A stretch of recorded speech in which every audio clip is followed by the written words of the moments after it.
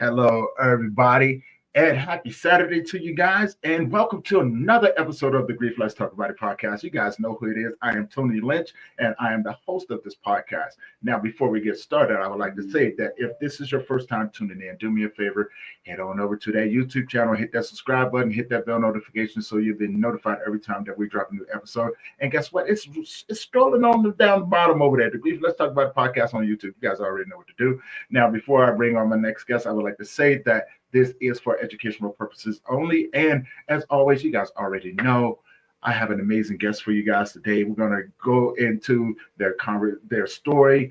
If you guys have any questions or comments, put them in the comment section. We'll be sure to answer them as we go. Now, without further ado, I'm going to bring on my next guest. You guys help me welcome Mary Fields to the show. Mary, how are we doing? I'm good. How are you? Thank you for having me here. Of course, it's a privilege and an honor. Thank you for being here. Now, before we get started, I would like to ask, tell the people who you are, where you're from, and about the work that you do. All right. Well, I'm Mary Fields. I'm just outside of Chicago. Been here for a while, but I kind of grew up mostly in the South, depending on who you ask. There's debate on that. Um, uh, Currently, I own a business where I do social media for mostly authors, but small businesses and nonprofits also. But my journey is, you know, dealing with generational trauma, living in the foster care system, and most recently dealing with the passing of my father, who was absent for most of my life, and being his only living relative, like next of kin. So I had to take care of everything associated with that. So it's been an interesting journey. So Yeah. You, yeah. you and I talked about it, and you shared some of your story with me, and I want to just dive deeper into your story. Like what was life like before you decided to do the work that you're doing right now? What was family like? What was you like? How did all of this come about? So it's interesting that you ask family. I feel like I didn't until I got much older, probably in my 30s, that I even felt like I had a family, even though by the time I was in my 30s, I had three children. I still felt very disconnected. Mhm. Um, I think that happens a lot though when you don't have parents or a connection and you're in the foster care system, you don't have a sense of belonging. And so I was married before. I have three daughters from a previous marriage, and family was his family. I never really saw my family. I Mhm. still don't see most of my family. So for me, family has always been who I chose, who I connected with. And as I've gotten older, I'm very selective. I've had friendships that I thought, oh, these are really close friends, and we become family. But you, I guess for me at least, and maybe it's my toxic trait, is that if I feel like I'm not gaining from this relationship, if I feel like Mhm. there's more taking than there is, reciprocation, then Right. I just say goodbye. So currently now my family is my kids, my husband, and his family, which they're pretty amazing. So That's but good. but leading up to that, was really hard. You feel lost. A lot of wondering, where do I fit in? Do I fit in? Is anything my own? Is my body my own or my thoughts my own? So yeah, Oh, excuse me. bless you. Bless you. Thank you so much. Thank you so much. You know, you said a lot of things right there. And I would have to say, when we talked, I really felt that deeply, right? Because not growing up, I have family, but I moved away at such an early age that, the people that I ran across was my family Mhm. or sort of kind of my family. You know, I met a lot of good people. I met a lot of bad people, and I learned I just learned how to move in silence. I learned how to move alone because after a while, I started to develop trust issues because I didn't know who I could trust, right? Mhm. So many things, so many people trying to do things to me. And I guess that they just thought that I was just going to be an easy target. And I was like, yeah, no, you don't understand. I play chess in this world. I don't play checkers. So I'm always 20 steps ahead. So if I can read what's going on, it kind of puts me in a position to go, I can either stop it right now, or I can just let it see how it plays out and then we can deal with it as it goes. Well, me being a person that I am, I never want to see how it plays out. So I'm gonna go ahead and determine how this is going to end right off the bat. You know, Right. and, you know, and don't get me wrong. Look, I had a loving had loving parents. I had I have a loving sister. I have loving uncles and aunties. Cousins. People that love me to death. And it wasn't them, it was me. At an early age, I knew I wasn't going to stay there. So I left. So I endured what I need to endure in order to be who I am today. But just like yourself, if I didn't see any benefit from a person being around me, then bye, right? Um, Mhm. and so, what kind of challenges did you have to face with the mindset that you had growing up without family and everything else? Hmm. Well, I would say as a kid, I had a lot of anger issues. I have some I have a couple of teachers that follow me on my social media, so they can attest to this. I had a lot of anger issues when I was a kid, because you don't know who to trust. You want to trust. That's what kids want. They want stability. They want to be able to trust somebody. But you've been hurt so many times, right? That you build this wall up. But you're also thinking one step ahead constantly, but you're a kid. So what you're thinking may happen isn't always going to happen. So, but you're already preparing yourself for those things to happen. Right. So if if what I believed was the inevitable did happen, I would just blow up. I would just blow up and throw things, cry, just be, I was a kind of a terror. I feel a little bad about it, but whatever.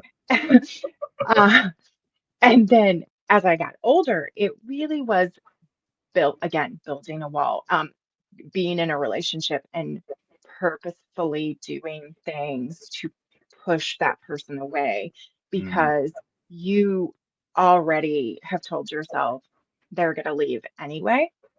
So, there's the emotional challenges. But then beyond that, when you grow up in poverty and you grow up in foster homes, you don't have the same ability to do things that your peers can do, right? Like, th- Mhm. so you're constantly battling this. Maybe I want to join the basketball team, but I don't have the money to, right? So there's those kind of economical challenges, but also there's the more physical challenges like hunger, um, the physical, um, what people can see, like the abuse. You're not going to go hang out with your friends if you just got beat up and you have a big bruise on your face. 'Cause how are you going to explain that? So, Right. for somebody who's gone through abuse and neglect and those type of things, there's so many challenges that we don't even think about. So, some challenges you create yourself, and some challenges are created for you. So, there was a lot. There was a lot. And you just have to try and find your way, which is not always easy. Now, you, Yeah. you you said something, and with the anger issues, and all I can imagine you out there got your hands up trying to fight people and stuff like that. Because I have another friend who grew up in the foster system, and she talks about how many fights she got into and Mhm. everything else, and I'm looking at you now. I'm like, Yeah. Well, who was you out there fighting? I mean, because I mean, don't get it wrong. Look, the women in my family, they're brawlers. So I don't take nothing for granted whatsoever, right? I may mess with them, but I only go to a certain extent because I know they'll whoop me and everything, and then I have friends and stuff like that. I mess with them too. I pick with the men more than I pick with the women because the women be like, Tony, I'm gonna punch you out, and then I don't want to run. I don't want to run. I don't run that fast anymore. I'm getting too old for this. Okay, and so as a child, how many fights did you get into? Right? Because you grew up in the South, and we already know how that works. Yeah. I wouldn't say so many physical ones, but I was pretty mouthy. So I didn't have a lot of fear because what was there to fear? I'd already gone through the worst. So, but a few, maybe like five, maybe like five, but it was mostly like mouthy or just trying to assert some kind of dominance. So maybe I would knock over a desk or something. And yeah, it was not not really proud of it, but it happened. So, It does happen. It really does happen. And I'm laughing on the inside because I have my own stories, right? And man, I tell you what, if my mom only knew half the fights I got into, she would be like, "What? How?" And I would look at her, I don't know. I don't hmm know. But I knew I picked a lot of the fights, and I was able to, for the most part, um, get away with it because no one was going to believe anybody anyway, right? I was a quiet hmm kid. I was the kid that came home from school and did homework and put on my play clothes and went outside and played with my friends. And but when we wasn't around our parents, we was out there fighting all kinds of stuff. And I just find it funny because here you are. I get to speak with you today, and it's like, I know all about that innocent look right there. My sister was the one that got in trouble for a lot of the stuff, right? Although she would turn around, it was on him, and then I would get in trouble. Then I would have to fight her, and get in all kinds of trouble for that. So now, at what age did you say, "Hey, you know what? Screw the world, right? I'm just going to do me." And well, let's backtrack. When did you begin to transition out of foster care? I was pretty young. I was only well, I say only, but I was in the foster care system for about 2 to 3 years, um, right around the age of 7 to about 9, a little over 9. So, um, I was pretty young, but and then I moved back in with my mom and stepdad right after the foster care system. So, Okay. not long, but long enough that it was not great. So, Yeah. I mean, because yeah. I mean, I know a lot of people have gone through the foster care system. They don't fare too well, right? hmm There's things that happen to them inside of there, like the abuse, physically, emotionally, mentally, as well as sexual abuse and hmm things like that. Did you ever have to experience any of that stuff? Well, not so much, but I do remember it was crowded. There were a lot of kids in one home. It was during Christmas, and so, we got like one gift, and it was something that you needed, right? It wasn't like a toy. So, I- you know, Right. I, I try not to say too much to my kids, like when I was a kid, I only had two toys, but it's Understood. kind of but it's kind of true. I mean, I didn't really have a lot of toys and stuff like that. And so, but one the foster home itself wasn't so bad. It was just pretty crowded. But I was in a shelter and I was there for probably like 6 months to a year where it's a lot of kids and it's kind of like Mhm. almost like dorms, I guess. And like the girls are on one floor and the boys are on the other. And that was miserable. That was awful. It was what I imagine a prison would be like because there were, communal showers. There wasn't shampoo. You washed with soap only, bars of soap to wash your hair. Um, you all showered kind of together. There were no shower curtains. And when you're 7 or 8 years old, showering with a bunch of other 7 or 8-year-old girls, and and the rules, this is when you eat and you're in like a cafeteria. This is when you sleep and you're all in like single file beds, lights go off, there's no talking, you're woken up at a certain time. It was not a place for kids. It's not a place for kids who are there because of something someone did to them, right? We were being essentially punished for something that we had no control over. That's what it felt like to me. Um, it was not a good experience. Wow. Um, the Yeah. more and more, I go through and learn more about the foster care system, more and more, I think there needs to be a lot of reform in it, and only reason being I have a real good friend of mine who just got his kids out of foster care, and holding DHS accountable, saying, "Hey, when are you guys going to pay for? When are you guys going to hold yourself accountable for the things that you do? Right? You cannot complain about individuals having mental health issues when you're the one causing them, right? Because eventually they are the ones who make the decision to put you there, right? Hmm. Hmm. And it's like there's no accountability, right? But they have all the resources in the world to help you get through the damage that they've done to you, right? And like, no, how about we don't do the damage, and then you don't have to. You can use those resources towards other people that actually really need it, right? Therapy may be good after you get done. Is not all the rest of this stuff. You're like, let's get some therapy in place. Um, Now, when did you experience um, your first emotion of grief? Mm. I think I had mentioned this to you when we talked before that I feel like I've been grieving my whole life, right? Hmm. I think that um and that but I think maybe if I were to pinpoint it, I probably was mm, like 9. I have this very vivid memory, 9 or 10.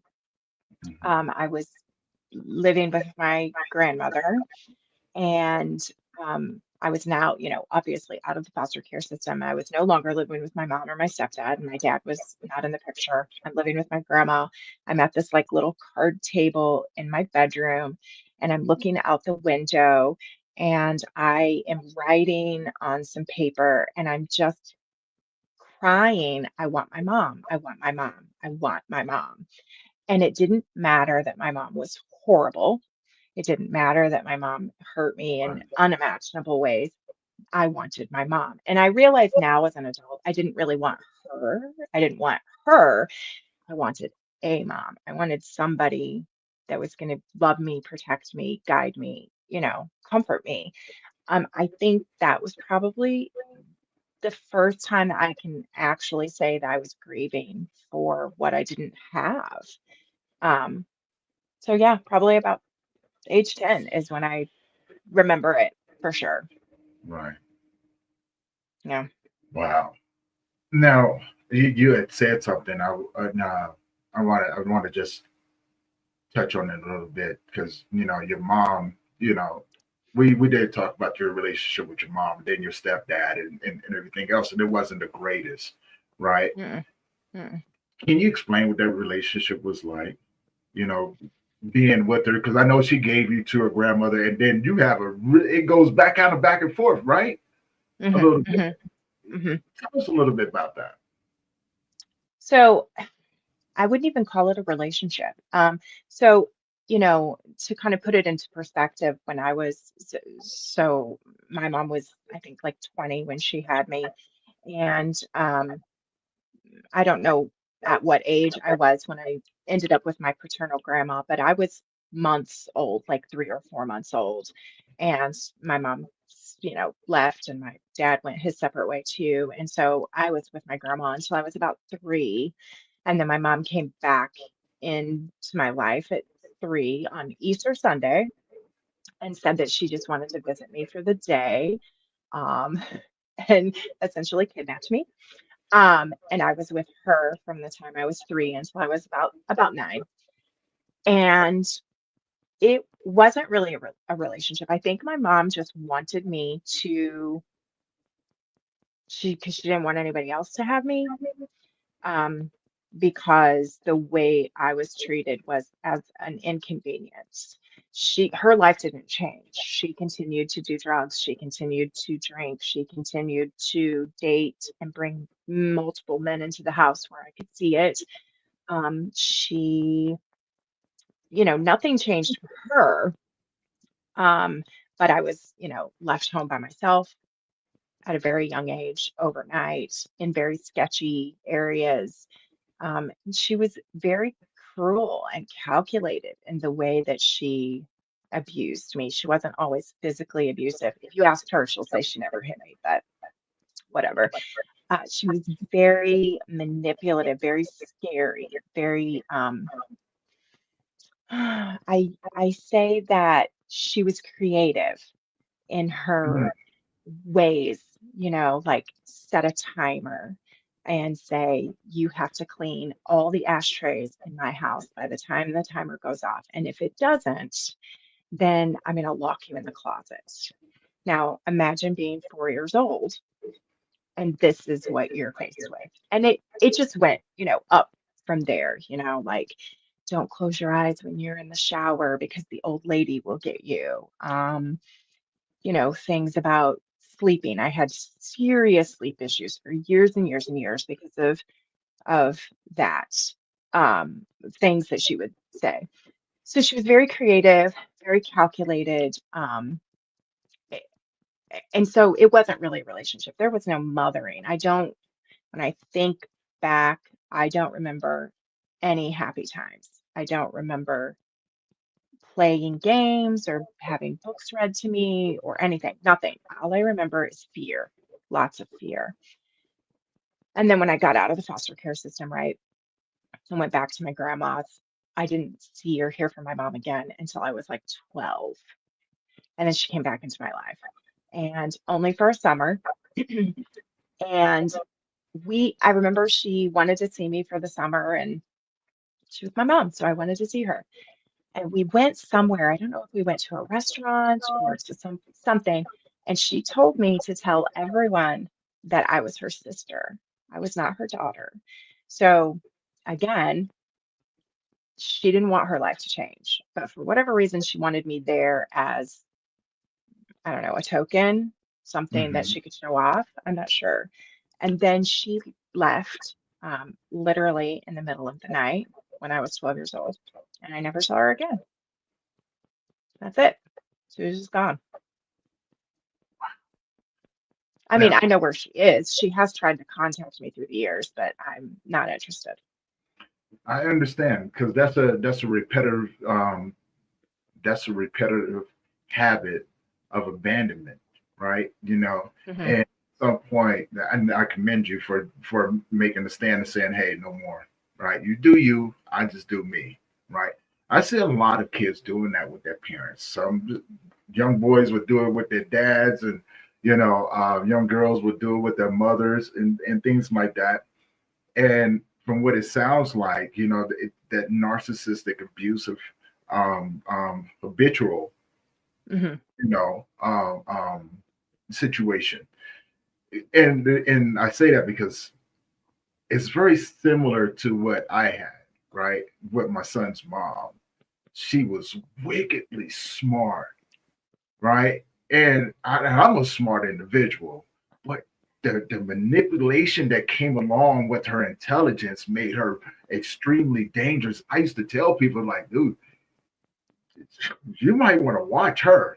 They was like, what do you mean? Well, she don't seem. I was like, I know it. She don't seem like it.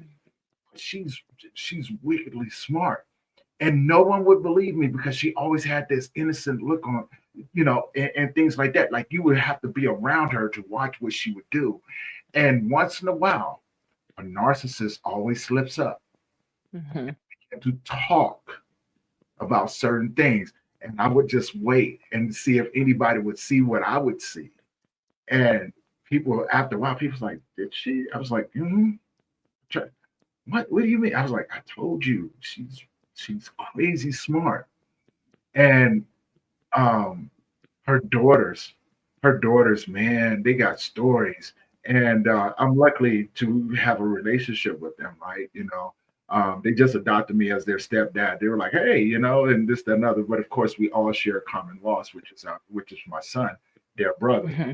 and everything. And so, it's become a beautiful thing. I'm able to talk with them, and they're able to unload on me if they need to, right? You know what I'm saying? Get this off your chest. But the damage that's done, I don't know if it ever be repaired. There's a lot of therapy that needs to go on. There's a lot of healing that needs to happen. So Yeah. now, before we get into your healing journey, I want to ask, what was the relationship like with your stepdad? And Mm, did he come into the picture? mm. So, um, let's see. So in particular stepfather, he came into the picture. So he was my second stepfather, and he came into the picture while she was still married to my first stepfather. And I was probably in like kindergarten, because I remember I used to have to walk home from school, and I came home one day and he was there, and they were on the couch. And she told me, this is a work friend, right? This is just a work friend. And then it wasn't long after that that my first stepdad left, Hmm. and the new guy was there all the time. He was horrible, awful. I have nothing nice to say about him. Um, unfortunately, I do have siblings, half siblings, three that are he is their dad, and we don't have a relationship because my view of him is so horrible. He passed away a few years ago, Hmm. and I could not muster any type of sympathy for him. He was brutal, um, sadistic. Uh, he would kill pets in front of us. He was he would yell in your face and tell you at this time we were living with his parents that had a horse ranch. And he would yell in my face and say, "You're no better than a horse. If I tell you to jump, you jump. If I whip you, you don't cry." He was evil. And uh, she stayed with him. She watched him abuse her kids, and she did nothing. So I don't have much for either one of them. But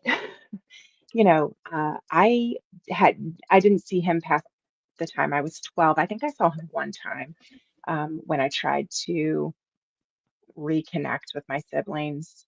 Um, but there was no accountability. There was no, hey, I'm sorry for what I did to you. There was Hmm. nothing. Well, I had a bad life too. And that doesn't fly with me. You have a choice. And I was a kid. So, you're a grown man hitting little kids. You Yeah. know, Yeah. there's no excuse for it. So that's really it. That it wasn't a really it was also fear, just fear-based, right? Fear, control. Yeah. Um, yeah, not and I part of me feels bad that I'm saying that I have no sympathy, but I can only judge him by how he treated me Hmm. and how I know him from when I experienced him. Did he change? Did he? go on to be a great father and a great husband to somebody, maybe, but I have no evidence of that. So, Right. And I got a question. Well, first question: how many siblings do you have? I have five. I'm the oldest of five. Okay. And what was, I mean, because was their relationship with your parents the same way? My mother has six children, and she kept one of us, and that was the youngest. I've never met him. Um, I don't know where he is. She did abandon five of us. Yes. Um, in fact, one sibling who's just a few years younger than me, so we're all half siblings. Um, she has not seen him since he was maybe two. Wow. So, mhm, yeah. Now, do you Now, have a relationship with them as right at the moment? Do you keep in contact with them or no? Do you guys just kind of do your own thing? yeah, we kind of do our own thing. Yeah, you know, I mean, we just don't know each other. We don't know each other. We don't have anything in common except trauma. And I think for a couple of my brothers, the trauma that connects us is too much. It's too much of a reminder. And so they chose on their own to not have a relationship with me. And I honor that. That's okay. That's what they need. That's okay. So Right. yeah. Wow. That is I understand. I do. Um I'm that other guy, right? You know what I'm saying? Like when I chose or when my life had chose me, I chose to stay away from the people that I cared about because it was just a lot safer for them, right? Hmm. And honestly, I didn't want them to know what I was, the things that I had to go through. I was especially living on the street, gang banging, and all of the crazy stuff that I was doing. Right, I never wanted anybody to ever have to worry about me, and it was a proven fact that old statement, "Out of sight, out of mind." Right, you know what I'm saying? Hmm. I think in a lot of ways they was just expecting to get that phone call saying that I was dead somewhere, right? And as years went on, 20, 30 years go on, no one's hearing from me and things like that. It wasn't like people was worried about me or anything like that. Right. If it was, they never let me know. So I figured, too, I'm better off on my own. Um, it wasn't until, I got in contact with my sister that I realized that it was just the opposite for her, right? She was so mad at me and things, and rightfully so, right? Here I am, her older brother, I'm gone, she taking care of my mom and everything else, and I sucked at I even to this day I suck at staying in contact. I really do, and I love my baby sister to death. That's my baby girl, and she knows it too. That's the sad. Even now, she knows it too. She knows if she calls me up and she's like, brother, um, I need some help doing this, and she knows I would do it. I would go to the ends of the earth for her, right? Um, and so I do appreciate that relationship that I now have with her. Although we don't talk as much as I would like to, but it's all good though. When we talk, we do talk though. Hmm. When did you ever have people that, I mean, because you mentioned this before, what sort of people did you allow into your life, right? You know what I'm saying? The friends that became family and how did you begin to maneuver that? Well, I mean, I think as your life changes and you move through things, you get married, you have kids and stuff like that, people come into your life for various reasons, right? Like Mhm. work friends or y you have kids, so now you're meeting parents from the school or play play dates and stuff like that. And so I would acquire friends and we would be friends. But, I don't handle drama very well. I don't Mm, handle, you know, gossipy kind of stuff very well. And I don't handle, you're either here for me or you're not. right. So I don't play these games where, you know, um, like we're either friends or we're not. We don't have to talk every day. We don't even have to talk every month or every 6 months, but like we're together. We're friends. We have a commonality. And for me, as I've, moved through this, there has to be more commonality than we work together. There has to be more commonality than our kids are the same age. And so I just kind of started removing myself from friendships and relationships that I felt were not, I don't know, spiritual almost, right? Like I want Mhm. to feel good about the people that I'm with. I want to know that we're kind of on the same level. And when we talk, even if it's been 6 months, we're picking up right where we left off. And those are the people that they they feel you. They know where you're coming from. They don't judge you, right? They're there for the long haul. So, I mean, I had some crappy friends. I was a crappy friend. I was a crappy friend because I didn't value the friendship because I didn't see value in it. So I didn't put anything forth. So as I've gotten older, um, I look for more than just, oh, hey, our kids go to school together. There's got to be a little bit more to it than that, like what are our goals for life? What are we good people? And that sounds so lame, but that's just the truth. Like I want I want good people in my life, people that I'm gonna learn from, I guess is probably a good way to put it, I think. Yeah, no, that's a solid foundation, right? And it should be one of those where you can learn from the people that you're around, and they can learn from you, things like that. Where do we add value to each other's lives, right? Hmm. I have Hmm. friends. I can count on my hand the amount of friends that I have that I've known over 20 years, right? Hmm. Um, a really good friend of mine. I've known him 27 years. And for the first 7 years, you would never thought that we was going to be friends because we was actually on two opposite ends of the spectrum, right? You know what I'm saying? I came from one gang affiliation, he came from another gang affiliation, and let's just say we had a really bumpy start. Yeah. Yeah, we had a really bumpy start, right? And if he's listening right now, he's probably laughing like he's going to tell the story. No, I'm not going to tell the story. I'm not going to tell. I should, but I'm not going to do it. But no, he's become a really good friend of mine. As a matter of fact, his two kids consider me their uncle. My son knew him, considered him his uncle, and things like that. And so his family became my family, and vice versa. And we've been together ever since then. Although he's moved to a different state, he's doing really well. Things like that. And I have another friend I've known over 22 years, and it's just crazy, right? Because the amount of people that have come along, um and the amount of people that have stayed, right? I'm just like, wow, I've known thousands of people in my lifetime. That's a lot, right?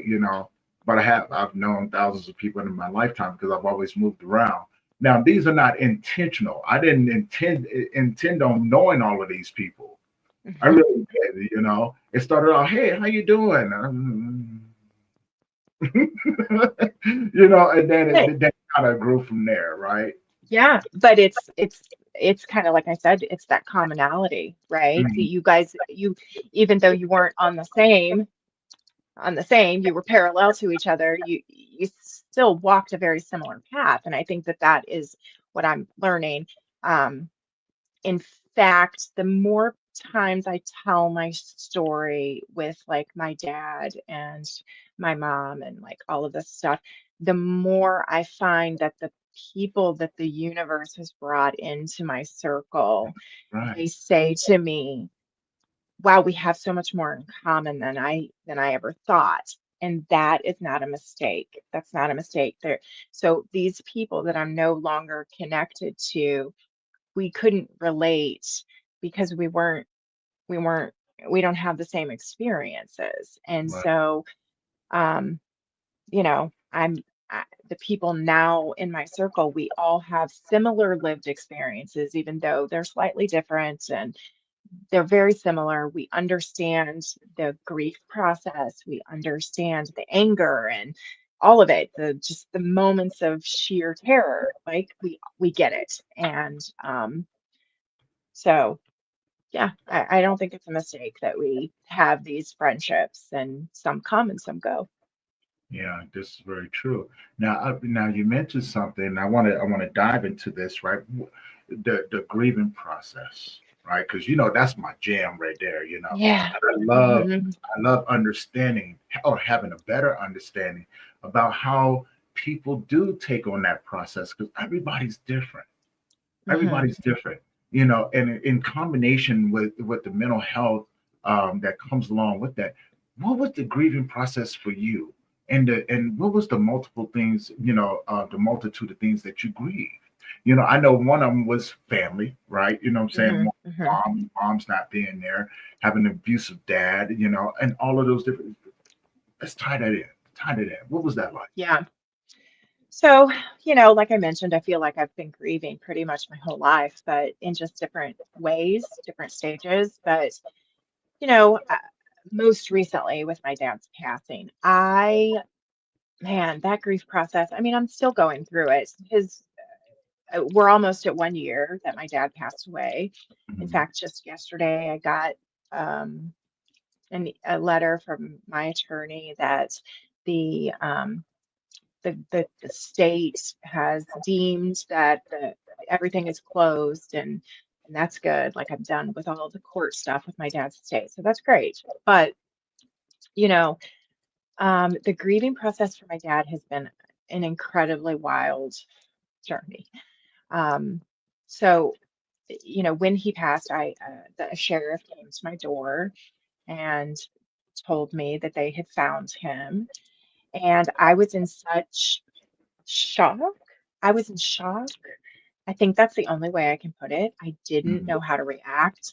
And I think I was even, well, I was. I was a little rude to the police officer because I was in such shock that I actually drove there a few months ago to apologize and tell them, like, I'm so sorry that I behaved that way. And thank you so much for coming and telling me.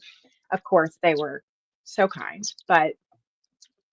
And then I as soon as the sheriff leaves, I have to go into business mode because I'm it. I'm the only person. So now I'm calling the coroner and I'm calling the funeral home and I'm calling all of these places to try and get things in order. And I didn't in the process, I think my first grieving process was anger. I was pissed off um, because here's this man who didn't have anything to do with me my whole life, nothing. I saw him maybe once a year and he fucking goes and dies and doesn't even put me in charge of anything. I'm it. Now I have to deal with all of this on my own. And he couldn't even have the decency to put something in my name so that it would make the process easier, right? And then I was like, I have to go and clean his residence and go through his stuff. And he never even changed a diaper. He never even hugged me. He never even sat down and had a dinner with me, and I'm having to do all of this. It's very angry. And then I was sad. I was super sad because, oh, that's it. Now there's no chance. There's never a chance that he is going to be a good dad to me, that he's going to be a grandpa to my kids. There's, that's it.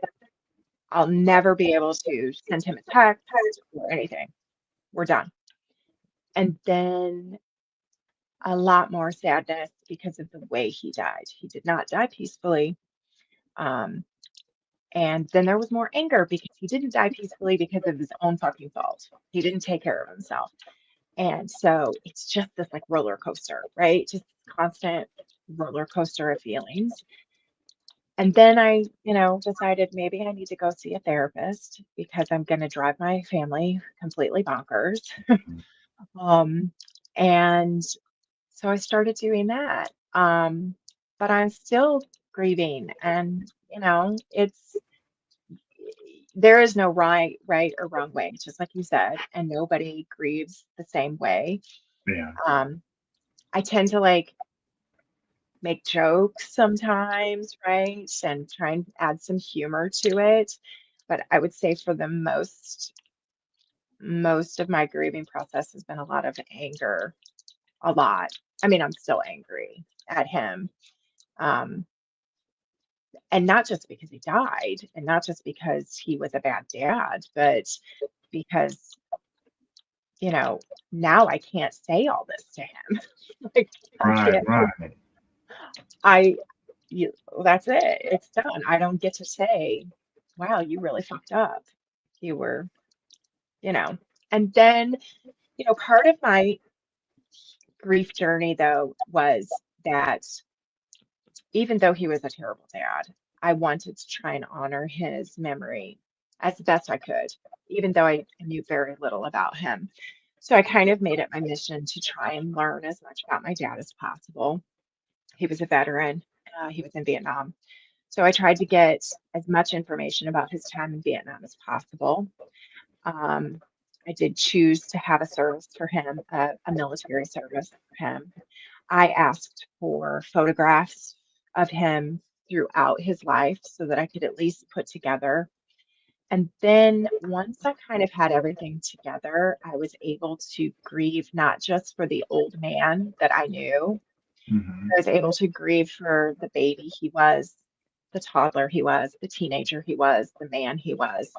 And I learned that, you know, along the way, my dad was failed by the same people that failed me. Mm. And that was kind of a full circle moment for me. His mom wasn't good to him. His mom wasn't good to me. My mom wasn't good to him. His mom wasn't good to me. My mom wasn't good to me. And it goes beyond that, right? Like there was this generational trauma. My dad was Mm. the black sheep of the family. He was completely ostracized from his family, removed himself, became a hermit. And learning all this about him just gave me a greater understanding of why he was such a shitty dad. It doesn't excuse it, but at least it gives me something to understand why he did it. Um, so that for me is how I kind of went through my grief. Let's learn about him as much as I can, and let's honor who he was through his whole life. So that's what I did. No, that's very commendable. Because you never, if you don't know a person, it's always good to know where they came from, right? I think we spend a lot of times as people, as society, as human beings, judging people by what we see, moreover from what we know. We all have a story. We all have a path that we've walked, and there's people going out there going through something right now, right? And there's somebody out there that don't understand what they're going through, judging them. Oh, Hmm. it's like, oh, I'm not going through it, so I get to judge you. And I don't understand it. Leave with kindness and empathy, understanding, right? Get the chance to know how you can better assist that individual while they're going through so many difficult things. Take the time to have a conversation, right? I Hmm. do I do take the time to talk to homeless people when I see them and things like that, and I ask them questions like, "Hey, how did you get here?" Right? And again, I come from a place where I've been homeless over 20 times, like downright homeless, sleeping in trash cans, eating out of trash cans, abandoned buildings, you name it. I've been there, right? And I have no shame in it. I have no shame in it. I had to go through my go through. I did, and I didn't expect nobody to come and save me neither. I didn't. I Every time I went through something, I pulled myself up by my bootstraps, and and I got after it. And it was like, if I don't, I know I'm going to die out here, right? So I knew what I had to do. Now, before I get into my next question, um, I love this name right here, misbehaving chick. Um, she says, "Thank you," or yeah, they say, "Thank you." There are so many stories of grief there too, a widow, but they make jury for or have made jury for over 100 grieving parents honoring their children, never charge, and it's a healing thing. I love that about that, right? I do, and I love that name, Mhm. Haven Chick, right? I definitely love the name. Thank you for the comment, and thank you for the work that you do. I would love to connect with you, and see if I can connect you with some other people that are grieving their children, if you want to, right? And just let me know. DM me on Instagram, Men's Grief Support, Facebook, Tony Lynch. DM me, and let's set up something to talk about. All right, because I would love to get a chance to get to know you more about know more about your story and the jury. And thank you for the work that you do. So I just wanted to put that out there for them. Mhm. Now, as we were talking about before, having taken the time and the opportunity to get to know who your dad was and then realize that you had a lot in common. Did that change, did that change the way you saw him after he passed away? Because there the woulda, shoulda, couldas, right? You know what I'm saying? Like I Mhm. really wish he was here so I could say these things to him and things like Mhm. that. But what you having the anger that you have, would it change now, knowing how he grew up? Like, would it change your approach and how you spoke to him? And I don't think it, I don't think it would have maybe changed my approach. Um, I feel very proud of the way that I honored my dad. Um, but I now, I feel, gosh, it's interesting, but I'm actually proud of a lot of what my dad did. You know, he went he went to Vietnam and he was older when he went to Vietnam. He was 26. So he went when he was 26. I was born a year after he got out of Vietnam. mhm, He he actually was discharged because he was protesting the war. So, which I think is kind of funny and interesting. Um, he had a really hard job. He was a field radio mechanic. So if you know anything about that, he's on mhm, the field fixing those radios. It's very dangerous, very smart. He was very, very smart.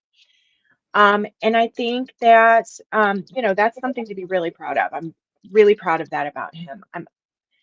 Um he learned much earlier in life than I did that certain aspects of his family that he was born into were toxic and not good for him. And he got out. Maybe he didn't make the best choices, but he did what he thought was best for him. mhm, Um, he, wasn't a great dad, but he didn't hurt me. He didn't abuse me. He just wasn't there. And while that's unfortunate, it could have been a lot worse. And I have mementos that I kept, that I kept of gifts that he had given me through the years. But more than that, when I was cleaning his residence, which was awful, um, and my husband came with me, I found things that I had given my dad through the years that he kept on a table right next to where he always sat. And that I think meant more to me than anything because even though he was not present, he always thought of me. Like he always thought of me because those things were right next to where he sat all the time. And so I took those things and I have them in the box with the other mementos of his. And, I feel proud of myself that I went through and I did the work and I honored him. And it gave me a lot of peace. It gave me a lot of peace. And I wondered, and this is going to be kind of woo woo here, but whatever. Um, I wondered for a while, am I doing the right thing? Am I doing the right thing? So I had my dad's service in January. I'm sorry, he passed away in January. The service was in July. And so we went, traveled down and we had a service. And I had this crazy dream. And in my dream, I'm like walking outside and my front yard is full of white lilies. And it was such a vivid dream that when I woke up the next morning, I literally walked outside to see if there were white lilies in my yard. And of course, there are not. And so I'm like, what the heck does white lilies mean? And I'm Googling it because to me, everything is a sign.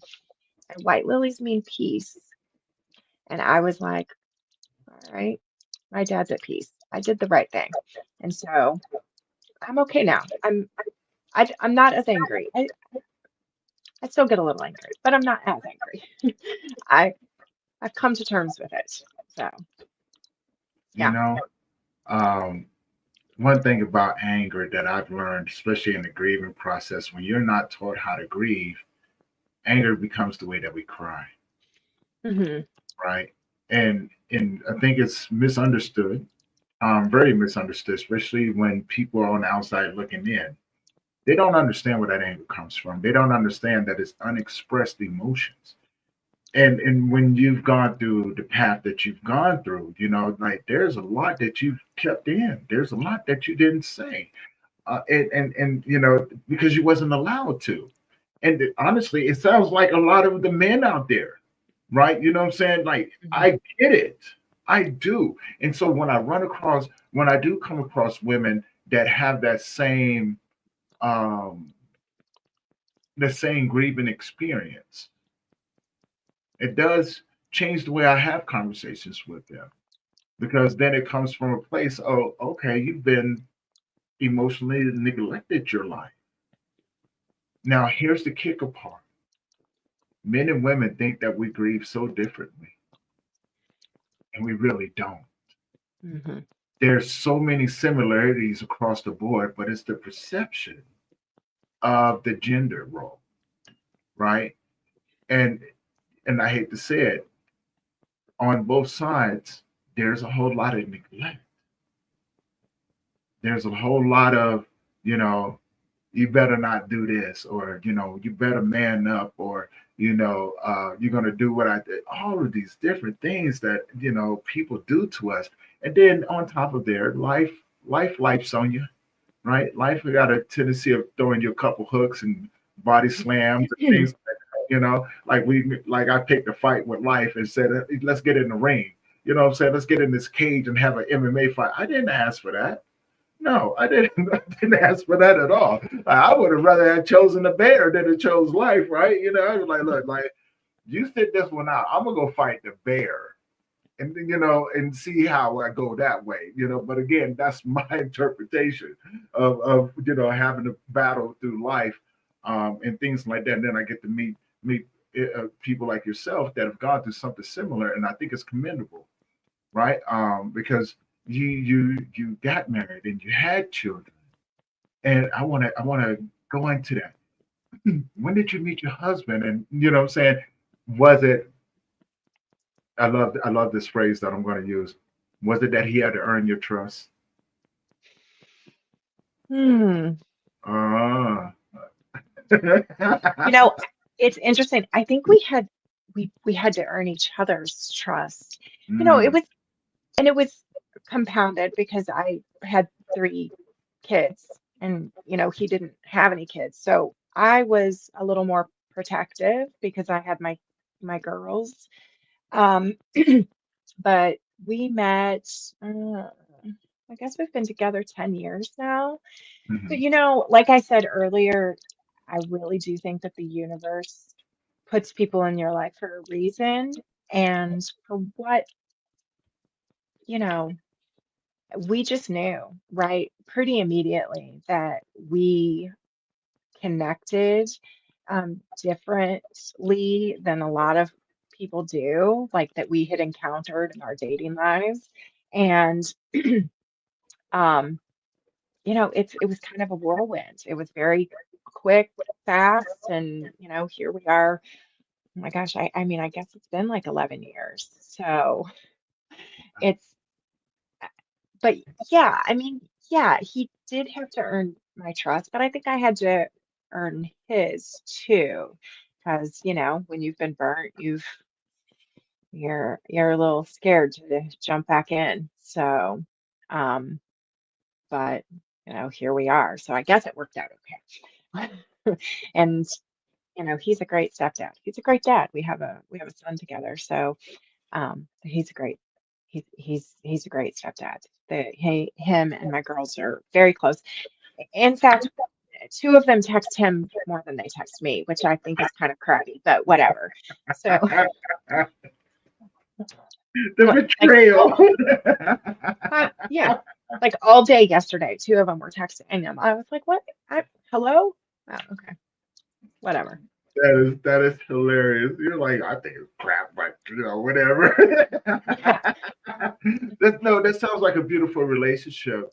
Now, having gone through that, did it and becoming a mother, did the way that your life affected you affect the way that you parented your kids?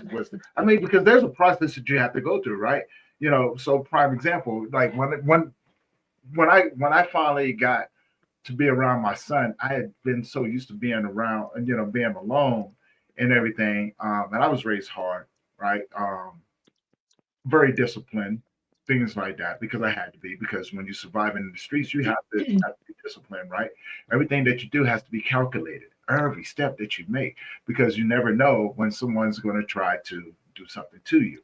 So always consistently having to be 20 steps ahead in life in general. And so now I got him, and he was very unpredictable. And I don't think I liked it. In the beginning, I didn't like that at all. I was like, hold on, what are you doing? And I would say about the second week of us being around each other, I was so frustrated because I didn't know what I was doing. And I'm working, I'm trying, right? I'm trying to be a better man. I'm trying to figure out this whole fatherhood thing. No one ever taught me these things, right? And I remember my son told me, and this is where's the defining factor. I got on his case about something real simple, something real small.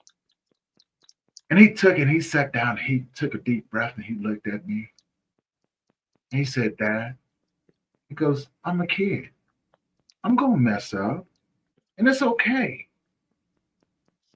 I looked at him, and I started crying, and I thought about it. I said, "You know what, Bubba?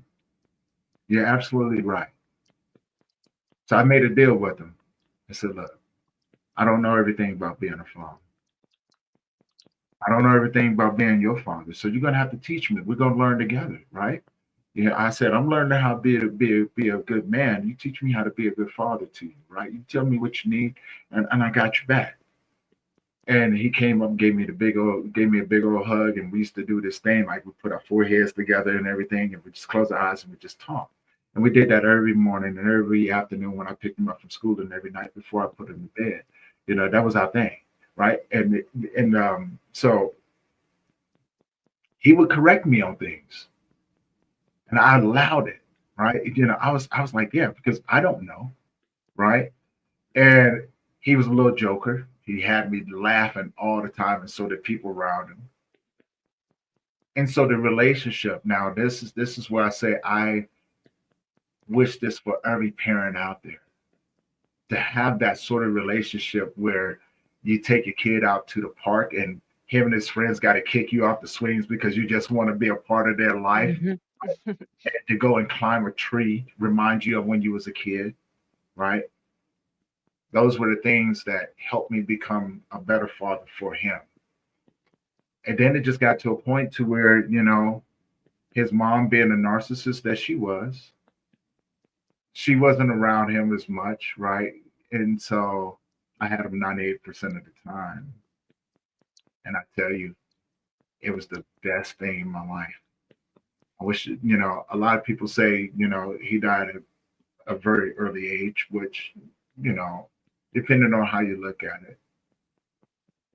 But I will tell you this, um, what he left behind for this old man right here, priceless, priceless. He taught me about life. Just Mhm. it's a little short amount of time. But and I say that because, having such a relationship like that, having to heal from the various things that had happened to me, and then listen to how you speak about your daughters. They probably listen right now, like, and we still texting him, mom. Hmm. And then was it hard, or did you was you already determined to do better than your parents? No, I was pretty determined. I was pretty determined. My husband says I'm too soft on the kids, but whatever. Uh, they're they're good kids. But my whole goal as a parent was that I wanted to be open with my kids about Mhm. everything.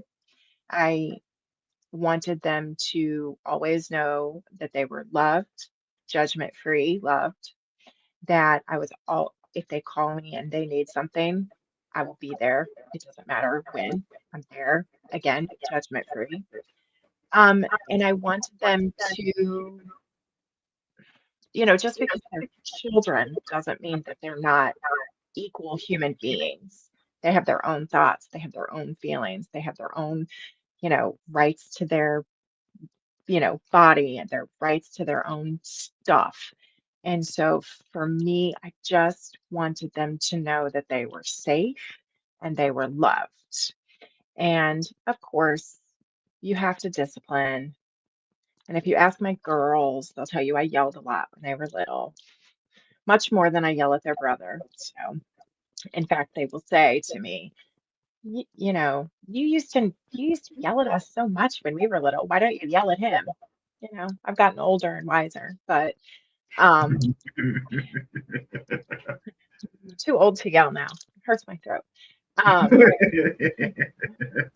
but I think it's just really important that, when you for me, discipline was a huge thing, right? Like how you discipline your kids. Because for me, the way I was disciplined was just terrible, and I was disciplined for stupid things.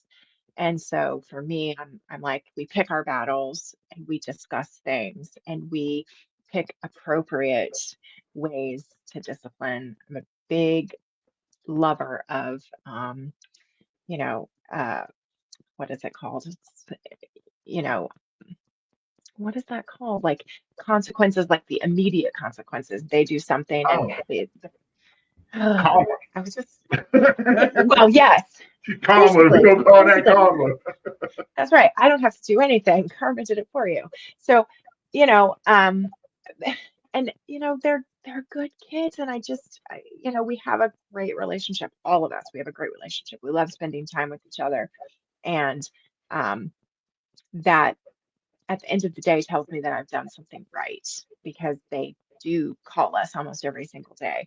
They do, when they're here, they want to play games and watch movies and hang out. And we're talking, 22, 21, and 19. So they still want to hang out with us. So Yeah. I think that we've done something right.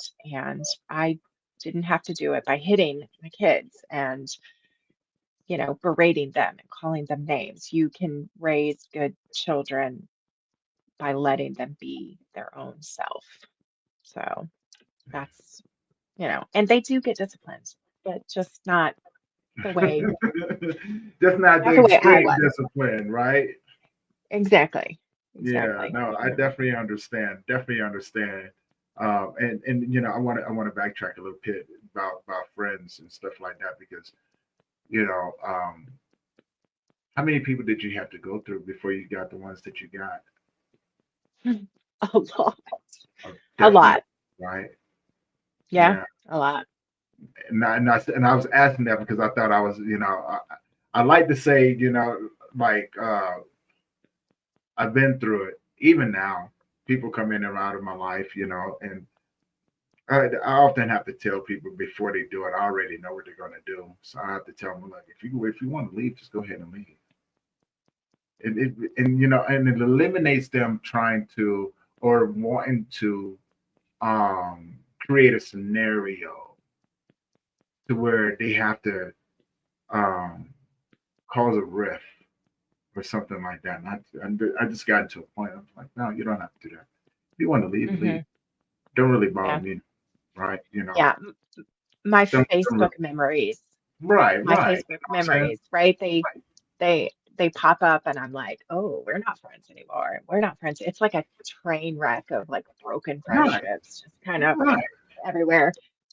And It's okay. I never understood why that had to be, right? But of course, it took me a long time to get to this place, right? Even to the day, I have people that I've talked to that decided to move on. Hey, it's not. I don't take it personal. Right? Hmm. I really honestly don't. I do not take it personal. Leave if you want to leave. Right? It's not going to stop me. It just means that I've just walked you to your destination. But please, by all means, go.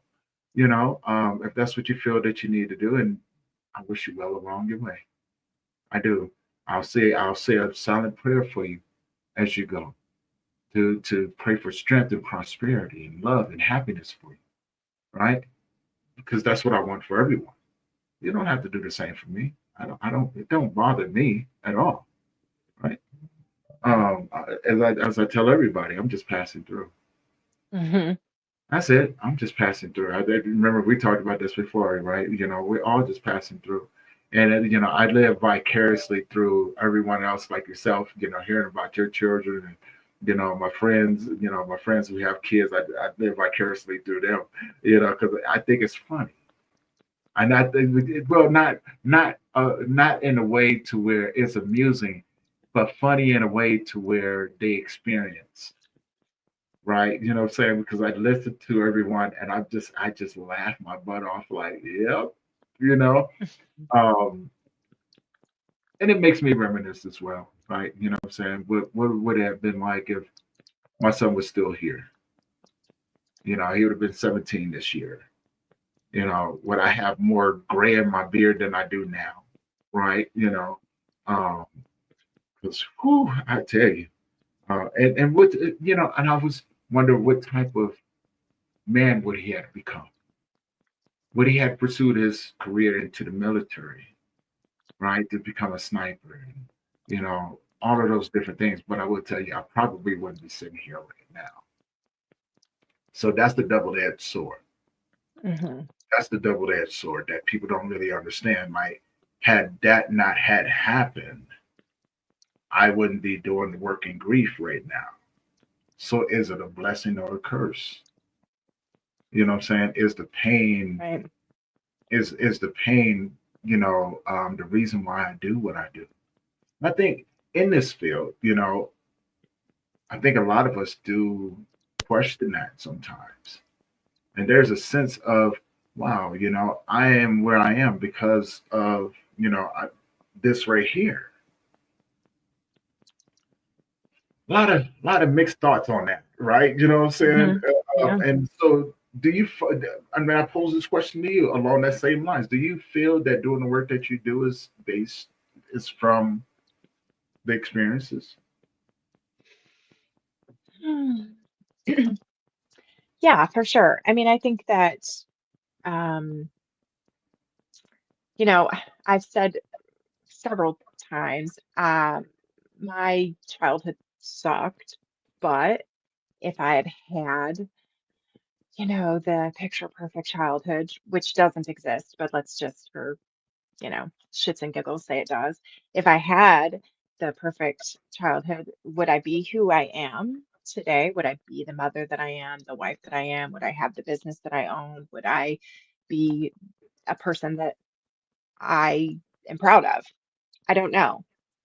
Certainly, everything that I went through has shaped me to be who I am and to talk about what I talk about and advocate for what I advocate for. So, um, I wouldn't change it. And, I again, I don't believe in coincidences. I think that everything happens and as it's supposed to happen, which can sound kind of flippant, but I think that there's a lesson in everything. And so if I didn't go through this experience, then I believe someone else would have stepped in and taken that experience for me. Yeah, yeah, So I might as I would rather it be me, right? I would rather it be me and me learn from it and become a better person for it and teach others how they can get through it and break the cycle. Just it can't you can break the cycle. It takes work, but you can do it.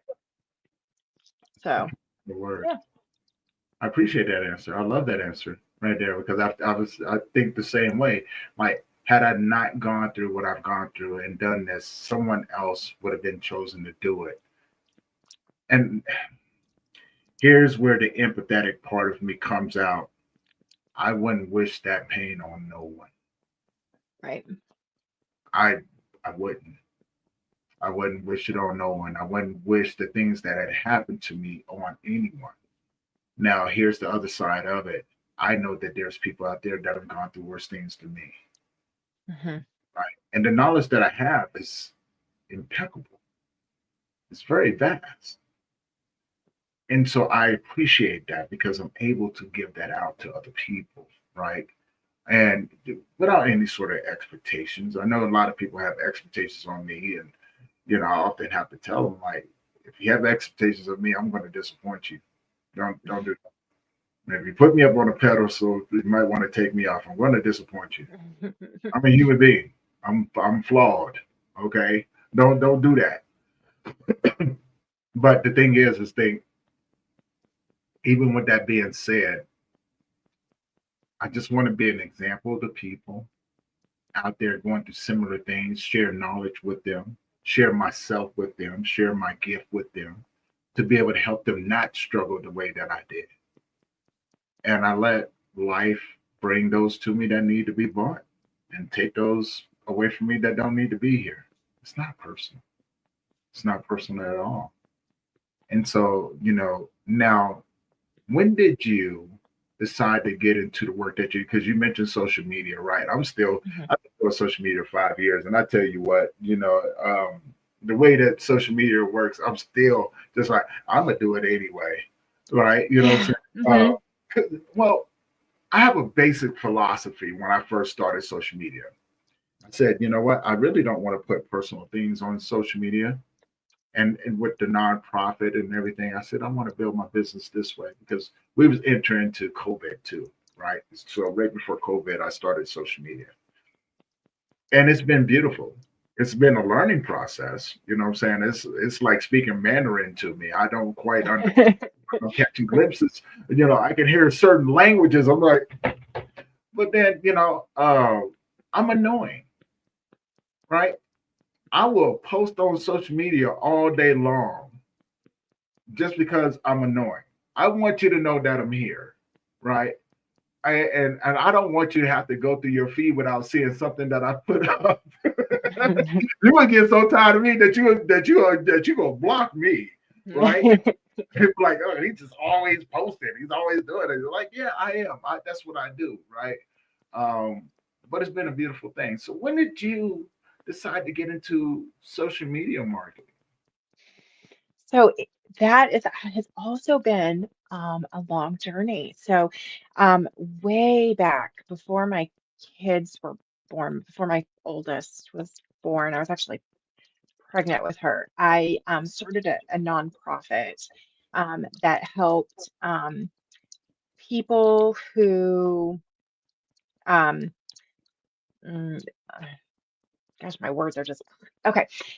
So and it was an animal based nonprofit, and it kind of happened because a woman kind was in like it was way back in during Yahoo Chat days, Mhm. Oh, I remember and those.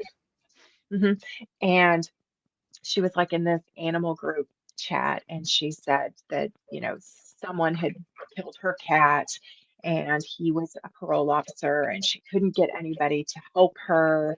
And so from this, I started a nonprofit where people who needed to get justice, right, for their animal had something that they could do. So I started, writing up sample petitions and doing research to find out who the judges were in their area, and the prosecutors and other attorneys and the media. And I would write sample letters, and I would give them petitions, and I would say, this is what you need to do. This is how you get media attention to your case. And that this is how we make sure that this person either, gets jail time or, gets a fine or something. Right. So in doing that, I built my own website. And way back then, you could click on the source of somebody's website, right? And you would see all the HTML code, and I would read it and I would practice. And I would read it and I would practice. And I started building my own website just by doing that. And so then this nonprofit had its own website where you could download petitions and you could do all of those things straight from the website. Well, then I had kids and I couldn't do it anymore because the cases were just getting more and more awful, you know, one dog case after another, and it was just terrible. So I stopped for a while. And then when I started working at a preschool teaching, um, I started doing their social media because I had already know I already knew how to do a lot of that. And then I got like a side gig working for a life coach, and I was doing her show notes for her podcast and doing graphics for it. It's just kind of helping her with that. And then COVID hit, and I was a teacher, and so we were out of work for a while. And then I was like, I don't want to go back, but I need to work. I need to help make money. So I started just putting myself out there and saying, I have the skills. I've done it. I've been doing this for 20 years, just, different, but still doing it. And it just snowballed. It just, you know, snowballed from there. And here I am. So it was a very long answer, but that's No, no, that's I, what. I I love it, right? Because like I said, I'm a student of life Mhm. in general, and I think it's fascinating to hear how people got into it and how they made it and things like that. Because we all have a philosophy, right? And just like I tell people all the time, like if you look at the work that I do, to me, it's not work. I love doing it. It's my passion. It's my heart. Right? I wouldn't know what to do. I wouldn't know what to do if they took it away from me. I really wouldn't. Grief has been this huge blessing to me. It has been very profitable, but it has been so valuable, not just in my journey, but in thousands of other people's journeys that I've encountered, thousands of other men that I've talked to across the world, and things like that. And I wouldn't change it for the world. And the women out there that I do get the chance to speak with, and um, give them some insight, right, to help them. It's just been beautiful. I mean, I was just I was telling someone that's like if he took everything in this world away from me, that'd be fine. I know how to get it back. If I had to go out and be homeless, that's fine. I know how to climb out of that hole. It may take me a little bit, but I get there, right? I'm not gonna sweat it. But if you took grief away from me, I wouldn't know what to do. It's everything that I am. So I think that's what allowing myself to be on social media the way that I am. That's my biggest thing, right? Because everything I do is associated along with it. It just makes sense. Mhm. Now, just like social media and things in your aspect, like if that wouldn't make sense to me, right? But of course, I get it. I mean, this is your thing. It makes sense to you. I'd be like, I'd be like the kid over there in the corner with the pencil, thinking I'm pretending that I'm writing some stuff down because it makes sense. But in all actuality, if you came over, I'm closing my book because there ain't nothing on the paper. And I'll be too afraid to raise my hand, like, what do you mean by this? I mean, now I'm a lot better. Uh, but then, and here's the one part that I really want to ask about the nonprofit, right? Mhm. Because you do nonprofit marketing as well, or nonprofit work somewhere around there. You still work in the nonprofit area?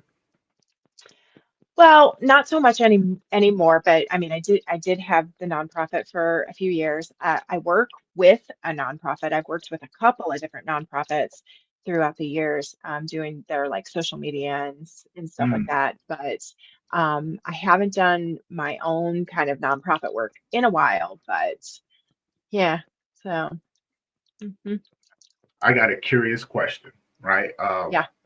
When it comes down to social media marketing for nonprofits, is there a difference between for profits and nonprofits and how we can market ourselves a lot better. You know, having a niche audience, I know is one of them, right? Hmm. Mission, vision, statement, things like that. Hmm. And sticking to that, making sure everything aligns with that. You know, what are some other things that we need to be mindful of? Well, I would say that the biggest thing for sure is that you cannot show any type of political affiliation, because No. that will be your number one reason to get your status pulled. You can't. So, I mean, I've worked with some nonprofits that lean a particular way, and when things come up, you have to be very careful with how you word things, and you cannot come across like you are supporting one or the other. So that's really the number one thing. But I think with personally, with a not-for-profit, um, the more personal you are, the better, because people want to get to know you. Hmm. But I think that's the case with almost every social media. That's the whole point of social media, right? Is to be social, to get to know people. And of course, there are reasons why people don't want to put their business out on social media. They Hmm. think that if you are looking for somebody to give you something, so for a not for profit, if you're looking for donations or you're looking for viewers, you got to give them a reason to want to, right? And they're here. Your audience isn't probably really here for me. They're probably more here for you because they like to hear what you have to say. They like to hear your stories. So the more of yourself that you put out there, the better. So I, I think it's fantastic if you're posting multiple times a day, because the people who stay are your people. The people who Hmm. go, they weren't interested anyway. Exactly. So that's Exactly. my that's my non-expert opinion. I'm I sure we'll definitely get to you on. appreciate that. Yeah, No, I definitely we'll appreciate get that. Again, for me, it's always a learning process. I never think that I've gotten to a place to where I know everything. Although there's people out there that think I do, but I really don't. Right? Half the stuff that I do, I'm learning on the fly. Right? But I just keep at it until I get better at it and things like that. And sometimes I don't. Sometimes I don't get better at it. Sometimes I fumble a lot, right? But I just keep doing, right? And now with that being said, as we begin to wrap this up, how can people find you? Oh, well, so I'm on Facebook and Instagram, and I have my website. So my website is real simple. It's just maryassistant.com, MERRY assistant.com. And my Facebook and Instagram are the same, Mary Assistant. And if you like cats, then you'll like my stuff because my cats are like the core. So, So this is Terrain. mhm. He's a really good person. So if you ever, I don't know if he's looking for a podcast guest, but Terrain, this is Mary Fields. Y'all should connect. She has an amazing story, very inspiring. And if you're just now tuning in, go back and check out the full episode, my friend. She is pretty cool. And thank you for tuning in as well, man. He's been a great supporter of me as well. And, he has an amazing podcast. Has an Hmm. amazing podcast. And I've had the honor and the privilege of having him on my show and being on his show. Loved it, loved it. So just keep that in mind, right? You know what I'm saying? Just keep that in mind. So now, put you on the spot here. Uh-oh. If you can leave the audience with something, what would you leave them Hmm. I would leave them with, mm, with? See, yeah, it's a lot tough. of amazing things. Yeah, I think that something that I have said to myself in the mirror many, many, many times since I was a little kid is, how do you want to be remembered? And so no matter what you go through in life, don't let it change who you are, Mm. because that's all you have. And when you're no longer here and your story no longer matters, what matters is who you were and how people carry on your memory. And so, how do you want to be remembered? That's what I would leave them with. I think Yeah. that is truly amazing. That is truly amazing. How do you want it? I think everybody should ask that question, especially going into 2025 with the world the way that it is. We have to be the change that we want to see. And I think it starts there. How do you want to be remembered? What legacy do you want to leave behind? You know, Mhm. how many people are affected by your presence, right? How many people have you left better than what you found? That is a Mhm. great question to have, right? That just came from what you just said. I was like, wow, that just got me going. I was like, I can definitely dig that right there. I can definitely dig that right and for everyone else who have been tuning in, I want to say, guys, thank you for tuning in. No matter where you are, if you haven't already, you guys look down there below. Y'all see that scrolling across the screen right there? The Grief Let's Talk About It podcast. That's on YouTube. Do me a favor, go over there and hit that subscribe button for me. Maybe it's not for you, and if it's not, maybe you know somebody who can benefit from the conversations that we have. Can you share this along with them? We're just normalizing conversations around death, dying, grief, and trauma, mental health, all those different things, because it's something that should be considered and done. It's necessary. It helps us heal, right? And we want to reach more people out here in the world. So for everyone, thank you guys for tuning in for another episode of the Grief Let's Talk About It podcast. And I'm on a mission to do one every day. I'm on a mission to do one every day. We're going to tune in tomorrow. I'm going to be doing one, and the next day, and I got more people that I'm scheduling in. So help me. Hey, I'm gonna keep bringing it. Right. I have a mission. I have a mission. But most importantly, go and check out Mary Fields. I have her information in the YouTube channel below. Go check her out. And just let her know that Tony, that you saw her on the podcast and everything. If you love this conversation, you guys know where she's coming from. She knows her stuff, and I highly recommend it. All right. And with that being said, guys, we're going to close out this episode of the Grief Let's Talk About It podcast. We will see you guys in the next one. I love you. Appreciate your continued support. And again, how do you want to be remembered? Mary, thank you for joining me today Thank on you. and I look forward to many more much more that we're going to be doing, right? And so, Yep. guys, keep your eyes out. We'll see you. Have a great day. Peace.